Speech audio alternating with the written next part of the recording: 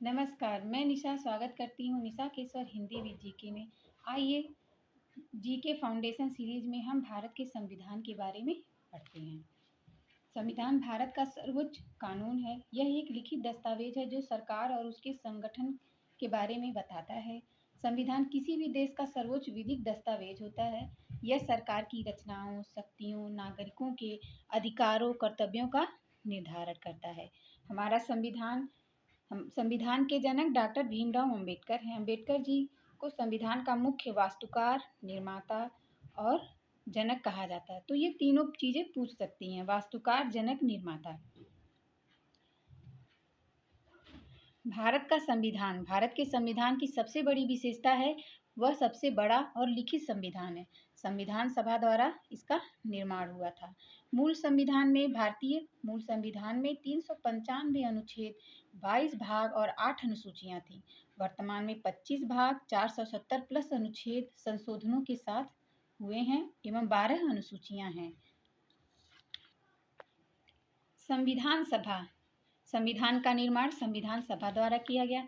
इस संविधान सभा की गठन कैबिनेट मिशन योजना 1946 के हिसाब से की गई। प्रथम बैठक 9 दिसंबर 1946 को हुई। इसके अस्थायी सदस्य अध्यक्ष जो थे डॉक्टर सच्चिदानंद सिन्हा थे। अस्थायी अध्यक्ष डॉक्टर राजेंद्र प्रसाद थे। प्रारूप समिति के अध्यक्ष डॉक्टर भीमराव अंबेडकर जी थे। ये क्वेश्चन इंपॉर्टेंट है जो एग्जाम में आएगा। संविधान कब अपनाया गया? हमारा संविधान 26 नवंबर 1949 को अंगीकृत, अधिनियमित, आत्मअर्पित। जब ये अंगीकृत, अधिनियमित और आत्मअर्पित रहेगा तब हम 26 नवंबर 1949 डालेंगे आंसर में। 26 जनवरी 1950 को यह लागू हुआ था। 26 नवंबर को संविधान दिवस मनाते हैं और 26 जनवरी को गणतंत्र दिवस मनाते हैं। आइए अब हम संविधान की प्रस्तावना के बारे में पढ़ें। इसे संविधान की आत्मा भी कही जाती है और इसकी प्रस्तावना ये है: हम भारत के लोग भारत को एक संपूर्ण प्रभुत्व संपन्न, समाजवादी, पंथनिरपेक्ष, लोकतंत्रात्मक गणराज्य बनाने के लिए तथा उसके समस्त नागरिकों को सामाजिक, आर्थिक और राजनीतिक न्याय, विचार, अभिव्यक्ति, विश्वास, धर्म और उपासना की स्वतंत्रता, प्रतिष्ठा और अवसर की समता प्रदान कराने के लिए तथा उन सब में व्यक्ति की गरिमा और राष्ट्र की एकता, अखंडता सुनिश्चित करने वाली विश्व बंधुत्व बढ़ाने के लिए दृढ़ संकल्प होकर अपनी इस संविधान सभा को आज तारीख 26 नवंबर 1949 ईस्वी को एतत् द्वारा संविधान को अंगीकृत, अधिनियमित और आत्मअर्पित कहते हैं। अब हम प्रस्तावना के प्रमुख शब्द के बारे में पढ़ेंगे। हम भारत के लोग। संविधान की शक्ति जनता से प्राप्त होती है। जनता से प्राप्त होती है मतलब हमारा लोकतंत्र शासन व्यवस्था है। संपूर्ण प्रभुत्व संपन्न। भारत एक पूर्णतः स्वतंत्र और संप्रभु राष्ट्र है। समाजवादी, सामाजिक एवं आर्थिक समानता पर आधारित है। कल्याणकारी राज्य है। पंथ निरपेक्ष, जिस शब्द का अर्थ है कि राज्य सभी धर्मों के प्रति अपना समान व्यवहार रखता है और रखेगा। लोकतंत्रात्मक, जनता अपने प्रतिनिधियों का चुनाव स्वयं करेगी। गणराज्य, राष्ट्रपति निर्वाचित होगा, वंशानुगत नहीं होगा। प्रस्तावना के आदर्श।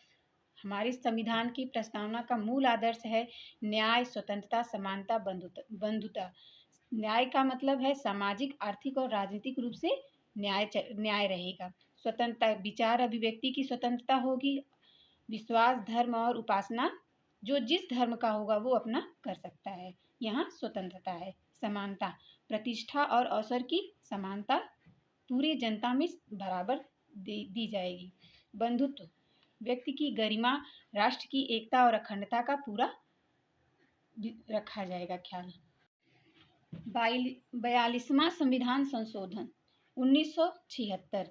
42वें संविधान संशोधन अधिनियम 1976 द्वारा प्रस्तावना में 3 शब्द अलग से जोड़े गए। ये इंपॉर्टेंट क्वेश्चन है, प्रश्न में एग्जाम में जरूर आएगा। समाजवादी, पंथ निरपेक्ष, अखंडता।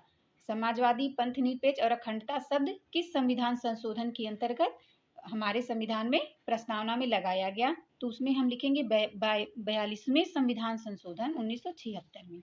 इसके महत्वपूर्ण प्रश्न इस तरह से बनेंगे, जैसे संविधान के जनक कौन है? डॉक्टर भीमराव अंबेडकर जी। संविधान सभा की पहली बैठक कब हुई? 9 दिसंबर 1946 को।